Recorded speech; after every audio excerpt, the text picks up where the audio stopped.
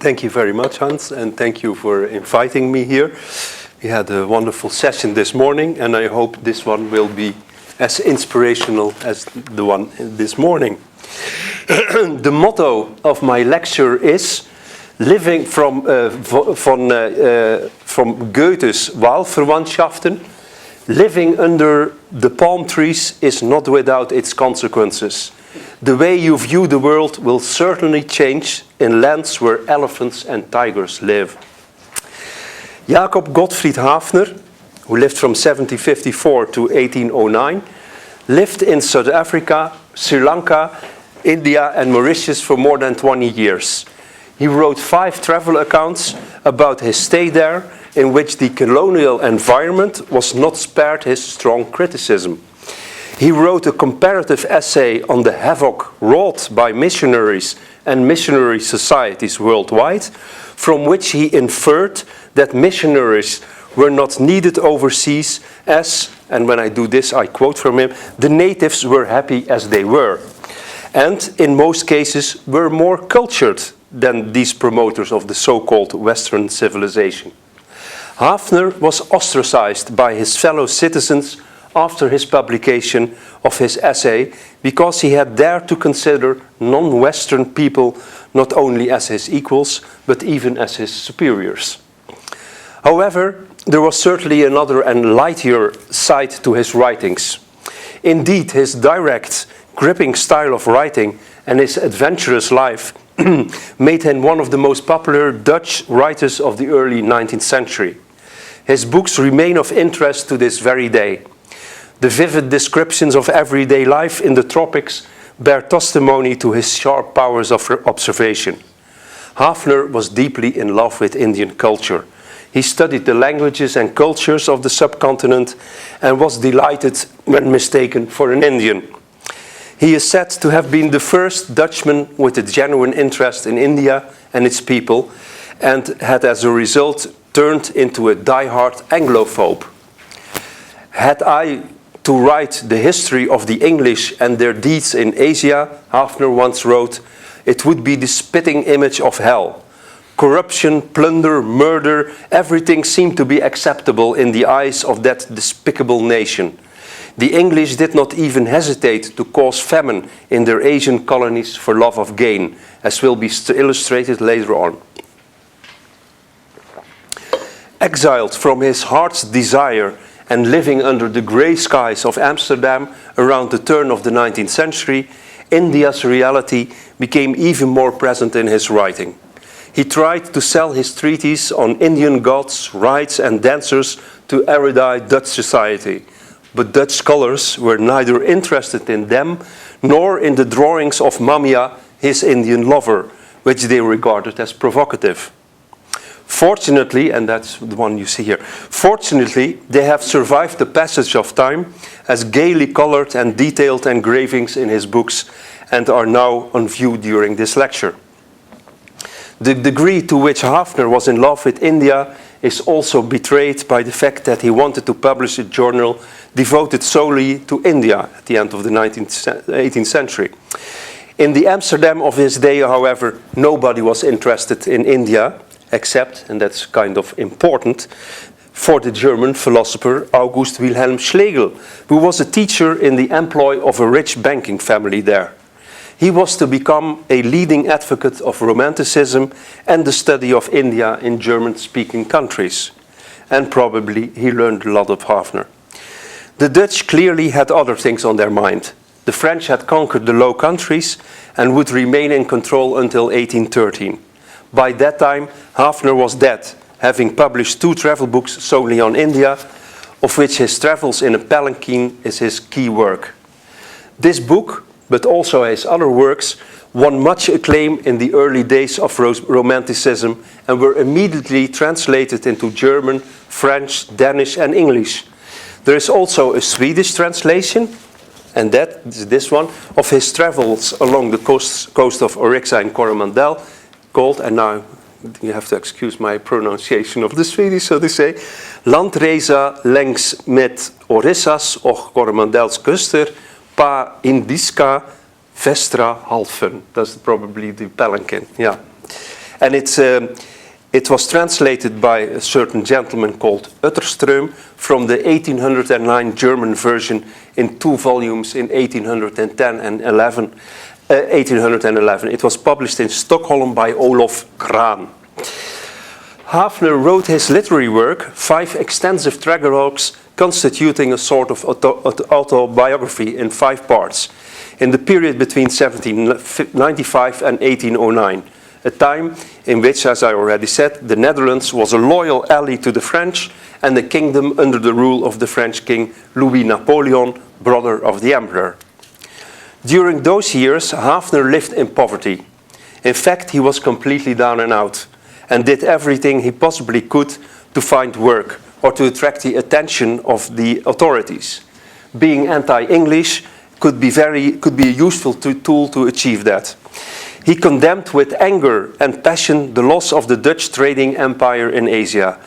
He deplored the easy way in which the English had succeeded in capturing the factories of the Dutch East India Company, VOC, and territories in Sri Lanka, India, and South Africa. In 1796, aged 42, Haafner applied for a job with the directors of the VOC. He was thinking of a job on the board of the directors. Wasn't this asking too much? ? Given his many skills, such a high function would do him justice, so he felt.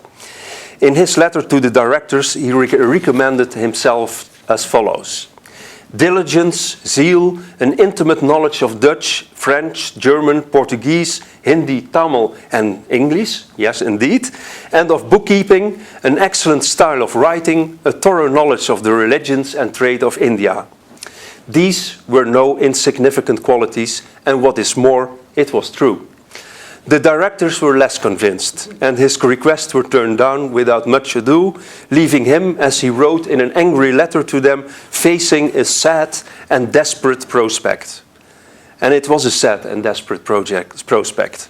After many wonderful years spent in Asia, as a servant of the VOC, as a private trader and traveler, he now had to live in Amsterdam, a gloomy and miserable city, afflicted with a severe economic crisis and covered by an everlasting, thick and depressing layer of clouds.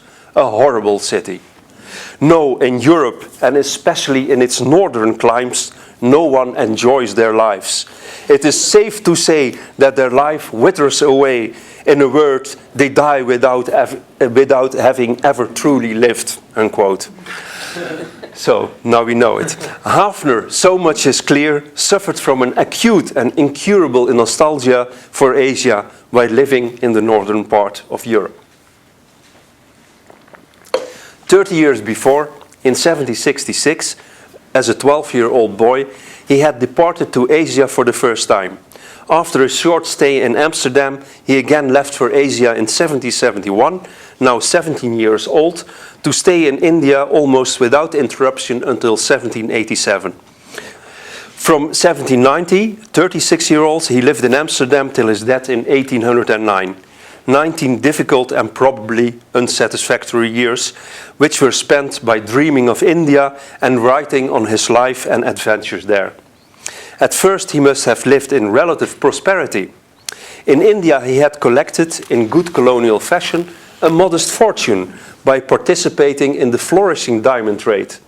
After his return to Europe, he had, however, made a big mistake, apart from returning itself, of course.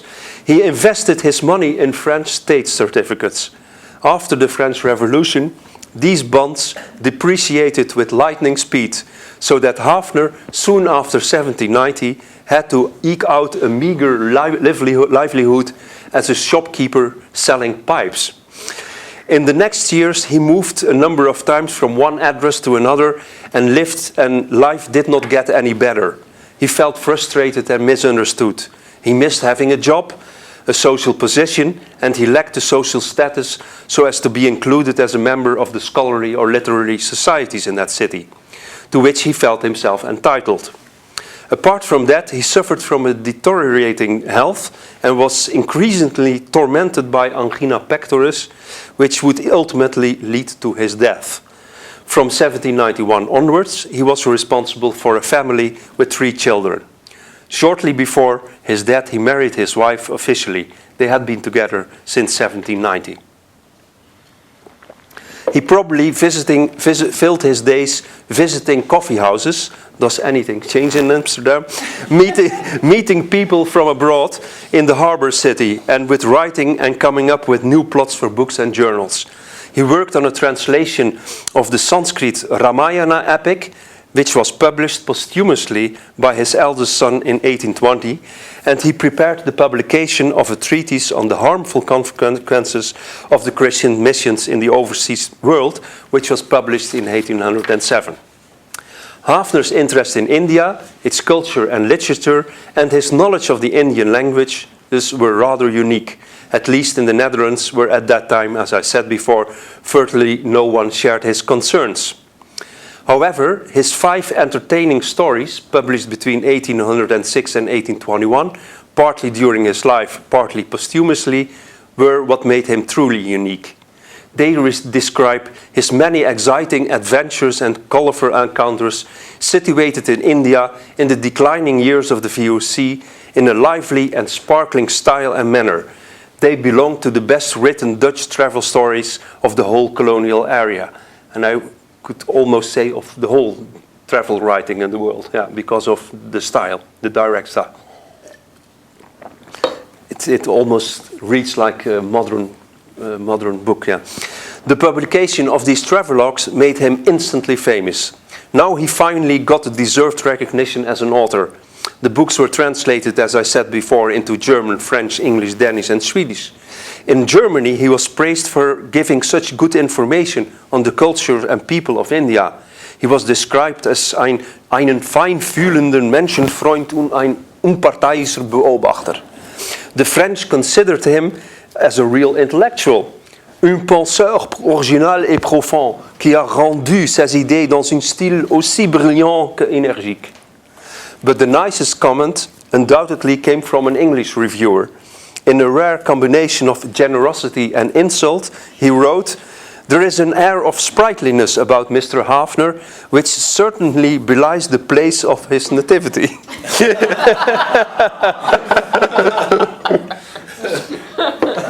It had probably escaped the notice of the reviewer that Haafner was not born in Holland, but in Halle, in Germany. It is high time to tell you more about Haafner's life and travels in India. From his early youth, he tells us he had been deeply affected by a foolish travel fever. Oh, the desire for travel is an unhappy, incurable longing that ends not except with life, which is often shortened when one finds it impossible to satisfy his longing owing to age, want, or domestic circumstances.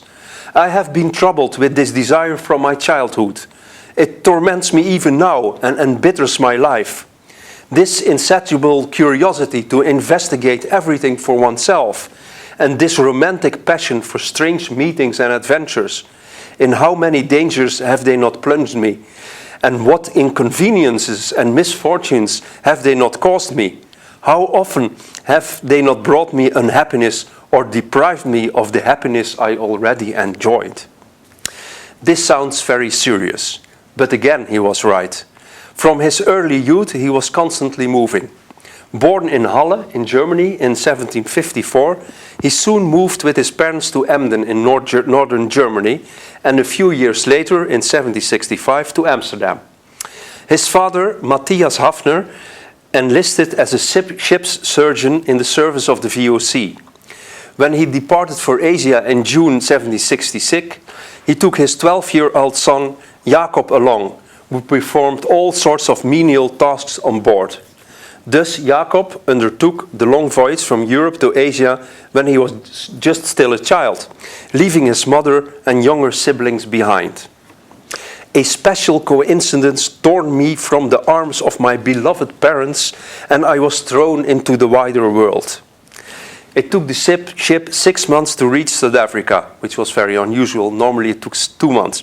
However, his father fell ill and died shortly before their arrival in Cape Town, which was a fairly large and equally lively VOC settlement with no less than 19,000 inhabitants. As a semi-orphan, Jacob disembarked, not knowing what to do. But soon he was adopted into a family of a high-ranking company servant. He learned a lot, became acquainted with sailing and other navigational skills, and often went out shooting with friends. But to say that his life was entirely pleasant would be wrong. He became acquainted with the dark side of colonialism and company rules overseas. The slave population of Cape Town was treated mercilessly by the white masters. Slaves were killed and mistreated for even the slightest offense or error. In 1776, Jacob witnessed the public burning of a young slave girl, accused of arson. It deeply impressed him. He could never forget it, and time and again he returned to the theme of colonial cruelty in his later work. But there were also better experiences. On one of his trips in the mountains just outside Cape Town, he met a beautiful Hottentot girl. Admittedly, she was rubbed entirely from head to toe with fat and soot, which was customary among the Hottentots, but that did not diminish her overwhelming beauty in his eyes. Instead of the flat nose and pronounced jaws, she had a full face with charming features, a row of shining white teeth, an open and fiery eye, and her fine properties and well-shaped breasts made her into one of those rare beauties among the Hottentots. He returned to Amsterdam and became a painter's apprentice. His talent for drawing and painting is evidenced from the engravings in his books, about 50. But life in Amsterdam, or for that matter in Europe, had become oppressive to him. He longed for the adventurous life overseas, and without delay, he again enlisted as a VOC servant. In June, and he made a trip to Batavia, where this engraving was produced. In June 1771, 17 years old, he departed for the second time. 2 years later, after a disastrous voyage, a shipwreck, and barbaric treatment by a sadistic captain, he arrived in Nagapatnam, the main VOC factory on the Coromandel coast of India. Tired of the sailor's life, he decided to settle in the city and accept a job in the factory. He became an assistant bookkeeper, which he remained until 1779. After a quarrel with one of his superiors, he resigned and was left to fend for himself. He later remained remarkably silent about his years as a bookkeeper of the company in Nagapatnam. It were probably boring years in which he kept the books and endlessly copied letters and other documents for the company's administration, which is huge, as Hans also knows. It's like kilometers long. Yet he took the opportunity to learn as much about India as he could, about the Tamil language in this part of the country, about the trade, the products and the prices, and so on. Like almost all company servants, he too conducted some private trade to supplement his meager wage. And of course, he became extremely experienced in bookkeeping, a quality that would be useful to him later when he was living as a free burgher in India. The years between 1779 and 1786 were the years of his adventure. We should remember that Haafner lived in India during a period of disruption, rebellion and war. The VOC was in poor shape and faced with fierce competition by the English and French India companies. England had started to conquer the Indian territories from its base in Bengal, and the factories of the VOCs would be among its first victims. In 1780, the Fourth Anglo-Dutch War broke out, with disastrous consequences for the Dutch factories in Asia. Moreover, the Indian monarch Hyder Ali, from the central Indian town of Mysore, was extending his power and influence to the Coromandel coast, which led to a large-scale war with the English and widespread plunder and disruption. All this happened exactly during the years Haafner was living and traveling in India. He witnessed the horrors of the war, was a victim himself, and lamented the suffering of especially the common people. To give you an impression of how passionate Haafner was about India, it is best to hear his own voice. I have selected a longer passage from his adventures on a journey from Madras via Tranquebar to Ceylon. This is an exceptional portrayal of life around 1780 in Sadraspatnam, a small factory on the Coromandel coast. It was situated far from the center of Dutch colonial power, and people of diverse nationalities, ethnicities, and religious creeds coexisted here peacefully. He was a private bookkeeper and trader at the time. Haafner's writings suggest a lively culture steeped in education, religion, and trade. And now I start quoting. A dozen young men are memorizing poems. Sitting beside them is a group of boys reciting the alphabet, and next to them a group of 30 toddlers calling out the first letters of the alphabet. Others are saying their timetables out loud, and a couple of advanced students are reading Puranas in a lilting voice. One listens to the other, and in betwixt their chants you can hear the soft feminine voices of a couple of young Devidasis or temple dancers. The pavement swarms with the beginners in the art of writing. They are seated with crossed legs and practice writing characters in the sand while shouting them out loud. In short, everybody is screaming and yelling. My morning stroll would always include a visit to the bazaar. Jugglers, soothsayers, basket makers, tattooists, and women selling colored glazed bangles and extremely tasty rice pancakes congregate there. The stalls are open for business. The merchants arrive with their touchstones, gold scales, and bags full of cash and rupees. Cash is a Hindi word. They display their linen or other goods while mendicants take up their usual positions near a temple devoted to the god Ganesh. A couple of naked fakirs move about, trying to draw people's attention. It is around 9 in the morning. Buyers and those who are just curious arrive. The market and the streets are bustling and thronging with people. Not before long, the whole street is filled with 1,000 voices. Mangoes, ripe mangoes, tamarind, yellow and ripe bananas, creamy milk. Who wants creamy milk? Buffalo milk, fresh and clarified butter, pickled fruits, vegetables, areca and betel, ripe and fresh coconuts, fresh palm fruit. The screaming and yelling is beyond compare. The crying of the little children, the singing of the sannyasins with their clanging cymbals, the drums of the yogis, the hobo snake charmers, and much more of that ilk. The proud temple bull clears a way through these streets teeming with people. He grabs a mouthful of vegetables at several stalls. The merchants not only let him be, but offer him their best selections. They try to lure him because everybody feels honored when he pays them a visit. So this is a little bit unlike Sweden, I think. I mean, in terms of noise and stuff like that. However, all this came to an abrupt end when the English suddenly attacked at the outbreak of the Fourth Anglo-Dutch War. Heavens, how were you startled at hearing this unexpected message, as if you had been struck by thunder, suddenly snatched away from peace and pleasure to experience the humiliations and abuse of being prisoner of war. We exploded with curses against the English and detested their disloyalty and shameful surprise attack. Madras was destroyed and Haafner was taken to Madras.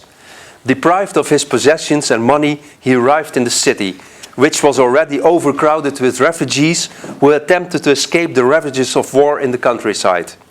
Soon a terrible famine broke out, largely, according to Haafner, because of the British authorities and merchants who deliberately withheld food supplies from the city and even let a fleet of 80 ships carrying food be wrecked in a storm off the coast, all in order to screw up the prices. A British author, William Hickey, living in the city during the famine, described the conditions as follows. A truly melancholy spectacle, the whole road being strewed on both sides with the skulls and bones of innumerable poor creatures who had there laid themselves down and miserably perished from a lack of food. I spare you the description Haafner gives us, because it's even more hellish than the Goa war drawings. In the meantime, the Dutch prisoners of war had been evacuated to Batavia, Jakarta, in Indonesia, but Haafner had decided to stay behind in India, though he certainly not wanted to live in Madras. With his mestizo girlfriend, Anna Widder, he managed to get away from the besieged city in a small Indian rowing boat. And after a perilous voyage along the coast, they finally arrived in Ceylon in early 1783. And Ceylon was still under Dutch control at that point in time. Here he met old friends from Negapatnam and Sadras and enjoyed a very happy time with Anna. But of course, the travel bug, that incurable desire, struck again. So he and some friends undertook a hike across the island, from Jaffna-Patnam to Colombo and back. Oh, now, I'm forgetting the pictures, but these are just this is a selection from this whole travel, from all the books. They faced all kinds of dangers, came across ferocious bears and poisonous snakes, heard aggressive and ghastly voices of unseen jungle creatures in a blood-curdling succession of unexpected incidents. But when traveling, Haafner had an unprejudiced eyes for the beauty of nature. The sun now rose in full majesty. The heaven was blue, clear, and the scarcely opened dawn gave all objects around me a youthful, enchanting appearance. The finely wending shores of the Gulf, bordered with high trees, the overhanging branches of which were reflected on the blue surface of the water, the gentle breath of the cool morning wind, the monotonous splashing of the light waves, the screaming of the seagulls that skimmed in circles, the surface of the water, the melodious pipes of the red-legged snipes calling to each other, the innumerable waterfall rising from the thick groves of reeds, produced in me the most delightful sensations. And at that moment, all the dangers, all the difficulties of our journey were forgotten. Haafner not only had an eye for nature, but he also gives us a lot of hilarious descriptions of people who went overseas, such as that of a deaf baker. As he spoke with a Strasbourg accent, a mixed dialect of bad Dutch and German, thickly interspersed with oaths, and at the same time accompanied the relation of his adventures with ridiculous gestures and a distorted countenance, it was impossible for us to refrain from occasionally bursting out into loud laughter. He had married 4 wives in different cities in Europe, who, as far as he knew, when he went to India, were all living and unknown to one another. They had caused him all the evils that a wicked woman can possibly bring upon man. His domestic history, which he related in full length, was truly strange and humorous. He was forced to leave his first wife for fear of his life. She was a devil in human shape. The second had sold him to a Prussian recruiting party, and he had the misfortune to lose his hearing at the Battle of Rosbach. The third was a spendthrift tippler, soon reduced him from the comfortable situation he was in when he had the misfortune to marry her to a state of beggary. The fourth, whom he opposed at Hamburg, betrayed him into the hands of Dutch recruiters for the VOC, and he was sent by them as a soldier to Nagapatnam. Here he there married his 5th wife. Yeah. After the travels across the island, and upon his return from Jaffna, he found that Anna had eloped to Ceylon with a rich businessman. So much for fidelity. Haafner also left Ceylon and proceeded to Calcutta in Bengal, the center of British administration. He found a job as bookkeeper to the former governor of Benares, Joseph Fouquet, and was active in the international trade that connected Bengal with the rest of Asia. He does not write much on his activities in Calcutta, but from the correspondence with Fouquet in the archives of the British East India Company, we have been able to more or less reconstruct his life. Early 1786, he suddenly left Calcutta for a journey in a palanquin along the coast, along the coast southwards. This journey, as I said before, is described magnificently in 2 volumes, Reizen in een Pelican, Travels in a Pelican, his best book. It contains fascinating descriptions of the Indian landscape, people, religious customs and ancient architecture. The pièce de résistance, however, is the love affair with the Indian dancer Mamia. And this was quite uncommon, to have a relation with somebody from another race. After her tragic death, Haafner decided to return to Europe. He did so via Mauritius, where he ended up in a terrible cyclone. I will quote from this description to give you another example of how he painted nature. On the night of January the 14th, 1787, at long last, after a deadly and eerie silence of several hours, the cyclone hits the island with so much force and creating such an incredible noise that it's impossible to give even the slightest idea of it. You cannot compare it to anything else. Heaven and earth vanished from sight. The roaring and the howling of the cyclone would have filled the heart of the bravest person with fear. Occasionally, the persistent rumbling of thunder and the sound of houses collapsing in the neighborhood drowned out its tumult. The wind seemed to come from all directions, and after it abated a little, it seemed as if it gathered fresh strength from all the corners of the world. He departed shortly afterwards, traveling via South Africa, France and Germany, and he finally returned to Amsterdam, where he settled permanently in 1790. It is difficult to believe that he was only 36 years old at the time of his return. The central theme of his travel stories is his life in India.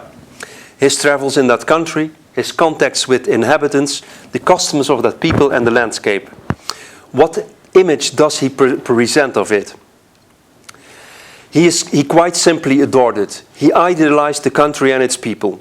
By way of contrast, he criticized the Europeans, the English mostly, for causing havoc and suffering among the population. They turned Asia into a European penal colony. Rascals, scoundrels, criminals, bankrupts, and other bad people, everyone runs to the Indies to oppress the poor Indians, to plunder them and to kill them. No other contemporary writer ever criticized colonialism more adamantly and more vehemently than Jacob Haafner did. The Indians, in turn, are praised for their noble and humanitarian way of life. Haafner read Rousseau, praised the ideal of vegetarianism, and severely disliked hunting and the killing of animals, which he saw as a characteristic of the Indian way of life. He immediately converted to vegetarianism himself and did not want to hunt anymore, although he always had been, until the moment of his conversion, an ardent hunter. Haafner also admired the Indian princes, especially the monarch of Mysore, Hyder Ali. It was he who was wrecking the power of the English in India. He was depicted by Haafner as a freedom fighter, almost in the same manner as 20th century intellectuals once admired Fidel Castro as the lonely, heroic fighter against US imperialism. Haafner was proud of almost being an Indian among the Indians. He saw himself as blended in with his Indian environment, fused with India and its inhabitants. Not being recognized as a European or a white man, that is what he liked most. I had to laugh that this man mistook me for a mestizo.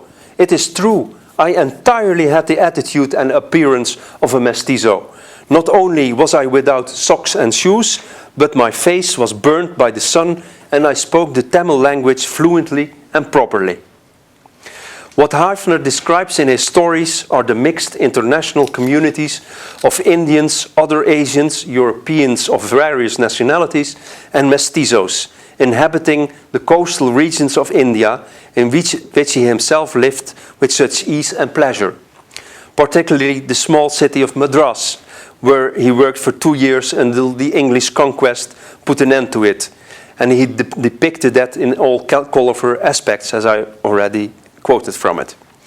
What he liked was the absence of any form of pretentiousness, ceremonialism and conventionalism, so typical of Dutch society, where everything was organized according to hierarchy and status.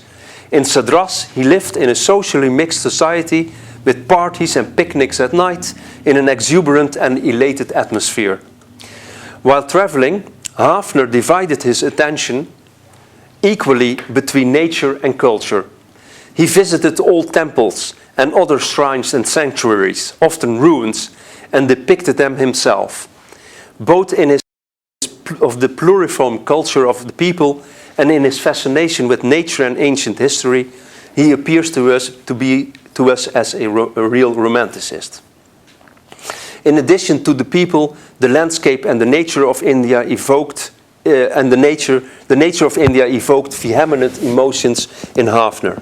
In his travels in a palanquin, his description of the Indian nature is almost religious in fervor and emotion, with the literary description of an overwhelming sunrise serving as a climax. Goes on for 20 pages. It reads as an ode to nature, to the sun, and the message is how insignificant and trivial human life is, and how majestic and sublime nature is. Another strong point of Haafner as a writer is his sense of humor. He might idealize the Indians and Indian society, but his sense of humor guaranteed that he never went too far in this.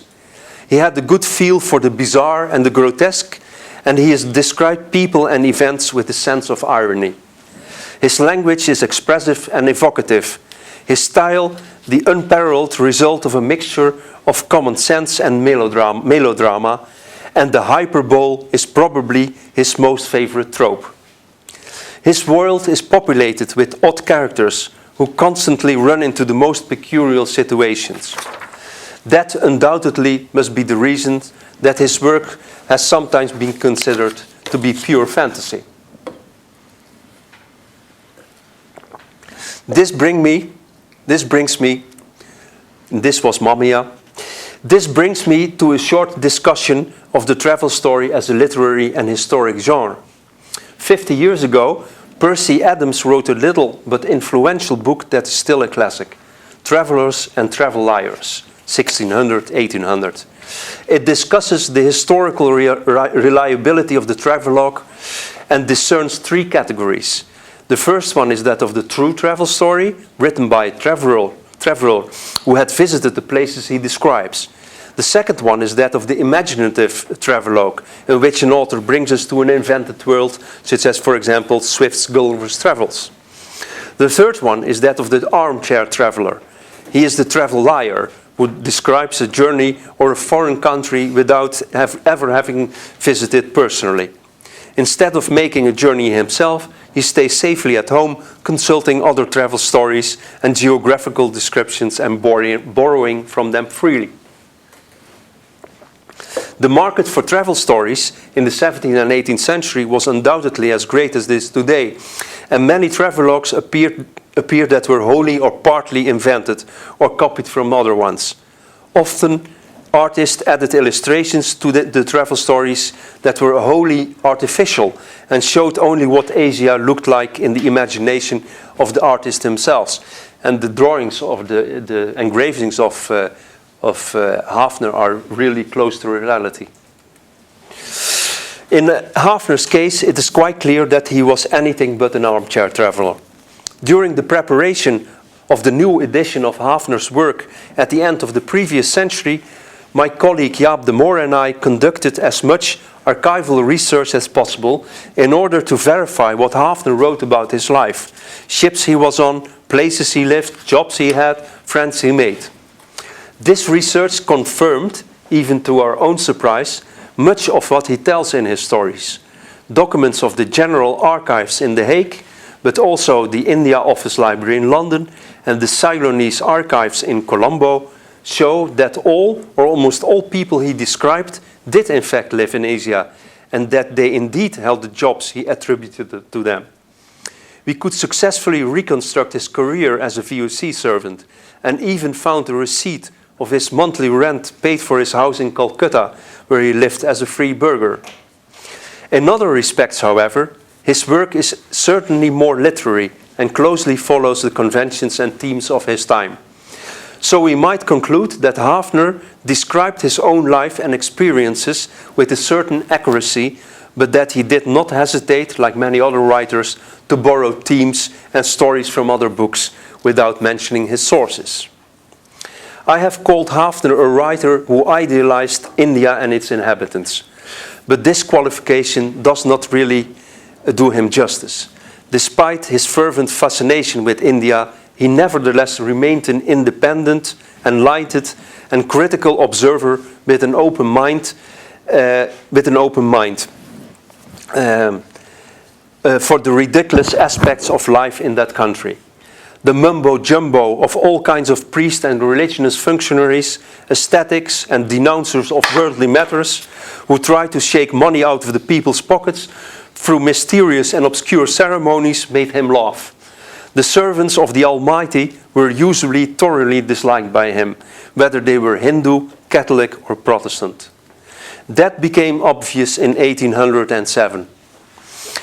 When he published a treatise which caused consternation in classical circles in the Netherlands. It is illustrative of Haafner's thinking and reflects what books he was studying and reading during his years in Amsterdam. It is called Examination of the Usefulness of Missionaries and Missionary Societies. It was Haafner's submission for the essay contest organized by one of the oldest Dutch colonialist society, the Taylors Godgeleerd Genootschap, the Taylor's Theological Society in Haarlem. The society had asked for essays answering the question, what has been the use of missionary work in the overseas world in the past and what could possibly be done to improve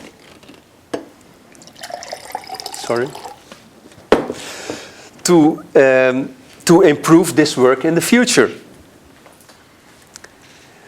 Who could have been better equipped to answer the question than Jacob Haafner? In barely 100 pages, he made minced meat of the missionaries. According to him, the world has never seen a more criminal and hypocritical group of people than European missionaries. He points to all kinds of crimes and misbehavior, quotes extensively from other authors who were just as critical on Christianity and the missions, such as Voltaire, and has only one good piece of advice for the future.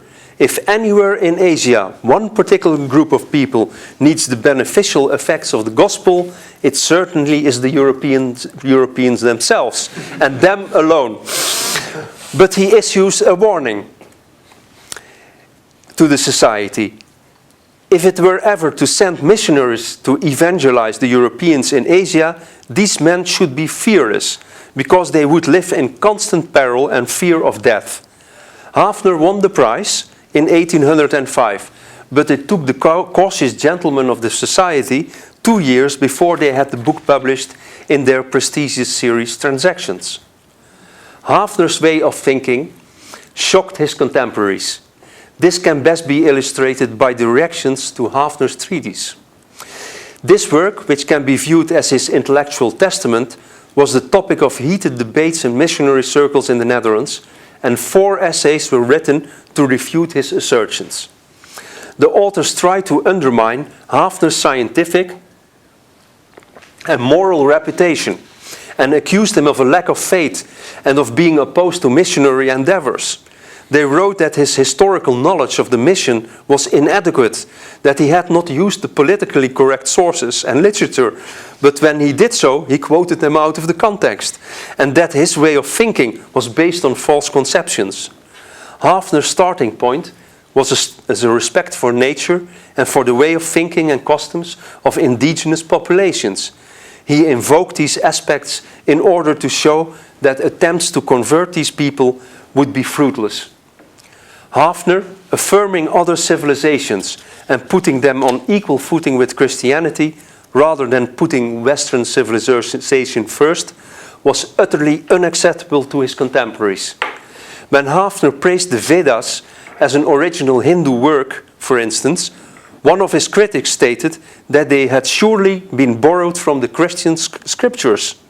The critic maintained that the Vedas were a corruption of the Holy Scripture and that it was time to reintroduce the real Vedas, as this was what the Hindus were waiting for. It was difficult indeed for many of Haafner's contemporaries to appreciate or even understand the multicultural perspective of this original and profound thinker.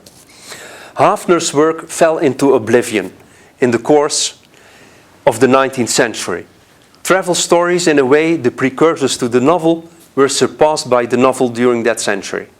There were periods, though, in which Haafner's work showed a revival, such as when the Germans, during the Second World War, discovered Haafner's dislike of the English and decided to publish new editions of Haafner's work as a means of anti-English propaganda. The second revival was after republication of his complete works and the publication of his biography in Dutch at the beginning of this century.